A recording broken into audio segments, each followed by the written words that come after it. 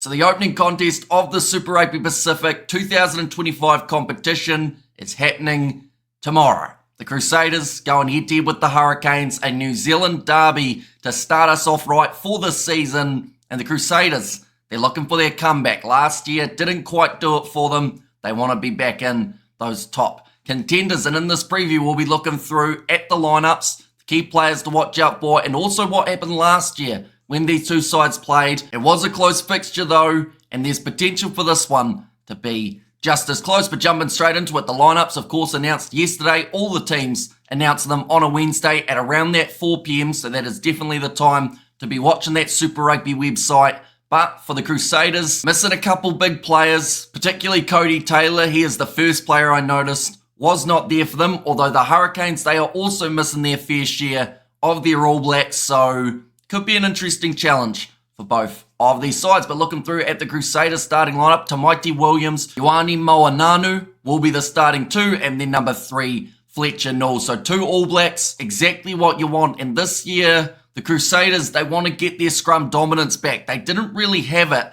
at times throughout 2024, although they were still able to push some of those top sides with those scrums. So I'm looking forward to seeing what these two can do now that they've had a few more caps with the All Blacks. Getting that experience under the belt should be very intriguing. And the locking duo will be Scott Barrett at number 4, and number 5, it is Antonio Chalfoun. And the loose board trio, Cullen Grace at number 6, Ethan Blackadder number 7. Now there's already a sweepstake in terms of how many games before that man gets injured. Hopefully he makes it through the whole season, but unfortunately has just picked up a few little knocks every once in a while. Took him out of the All Blacks kit, which actually was when we saw Wallace Satiti start to get AB's minutes. So of course Blackadder wants to be right in that side. And then Christian Leo Willie there to close out the Crusaders 4-pack. In the 19 combo, it will be Noah Hotham, who also got some All Blacks minutes in 2024 with Taha Kamara as the 10. Now, it's been talked about a lot whether or not the Crusaders have a fly half to the level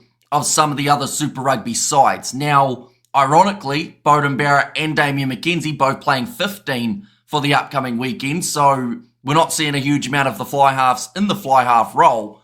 But I do think that Kamara, he needs a massive season, but they have got a bit of backup off the bench with the experience of James O'Connor, so that might shore up things a little bit later on if the games are close. In the 11 jersey, it is Sevu Reece. He had a sensational Super Rugby season last year, scoring himself, I believe it was, 11 tries. In the midfield, David Havili as the captain, and that inside centre, and Levi Amua on the outside at 13, number 14, Shea Fiaki, and number 15, Will Jordan. Now, he did not get to play throughout Super Rugby Pacific 2024. You could argue that that was one of the reasons that the Crusaders did struggle so much, but now that he's back, I feel like there's a lot of potential for this Crusaders side, but they can't heavily rely on just one man. They have to play as a team, and it will be a challenge, like I said, up against this Hurricane side. Looking through at the starting lineup, Xavier Numia in the 1 jersey, Jacob Devery at 2, and Tavita Mafaleo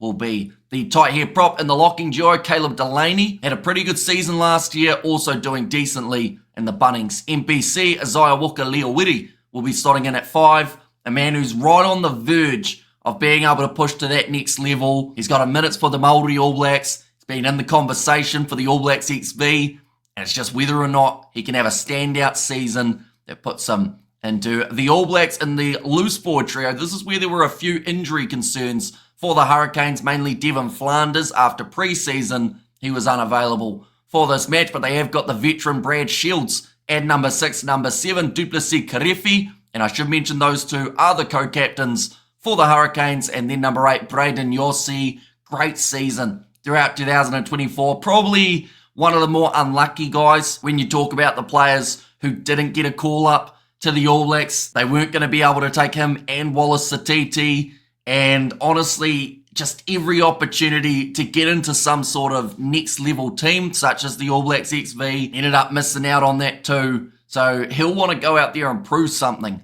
this season, and hopefully he is able to do so. Cam Roigard back at the helm at number 9 with Harry Godfrey on his outside at 10. Kini Naholo out on the left wing, Peter Umanga Jensen and Balin Sullivan in the midfield. Then out on the right, this guy's going to be interesting to watch. Fehi Finina Norfo. Comes from the 7 side of things. He's a great player, pure power when he gets the ball in hand. So I'm curious to see how that transition goes into Super Rugby level for the 7 star. And then number 15, Callum Harkin, close out the lineup. There's no Ruben Love, no Asafo Moore. The list could go on of guys that both of these teams are missing, but they have to put together what they can. And overall, 2 very solid lineups. So last year, we only saw these 2 sides play once. And that was a home game for the Crusaders as well, except the Hurricanes were victorious, 14 points to 10. So a pretty close one. The Crusaders, they had quite a few close games last year where they were right on the cusp of getting those important wins. Of course, they also had that losing streak. But this is the type of game that both sides want to get off to a great start for this season. 11 teams rather than the 12. You feel like the pressure's on right from the get-go to be able to perform, and points will be absolutely crucial for the overall table near the end of the season. But key players to watch out for in that Crusaders lineup: Will Jordan, of course, at 15, should be able to make a big impact. Also out on that left wing, it's going to be Super Rugby, and I feel like he'll have a few tricks up his sleeve to be able to handle Whirinā Norfo marking him.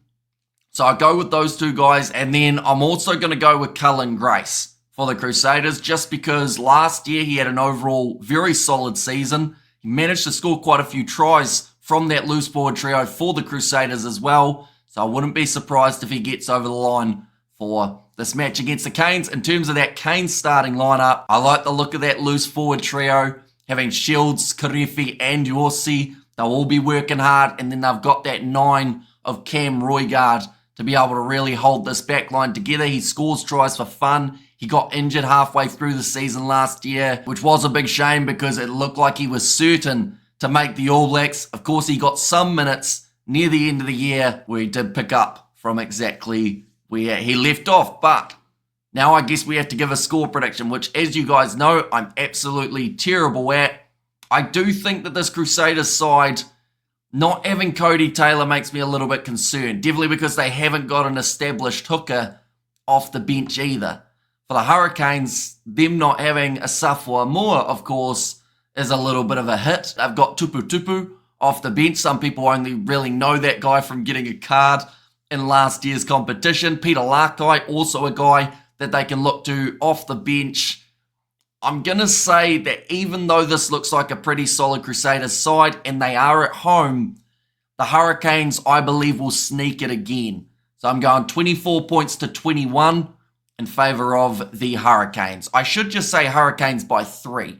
I'd have a lot more chance of getting it right. I think I shoot myself in the foot by going too specific, so I'll go Hurricanes by 3. But if that's the exact score, then of course we'll claim that as well. But nonetheless, we will be doing the commentary on the channel for this match. It is a 7:05 PM kickoff on Friday night. It is going to be awesome. Super Rugby now back, and I'm looking forward to some very entertaining rugby. But thank you all very much for tuning in. If you did enjoy, be sure to leave a like and subscribe to the channel, and I will see you all for the next one.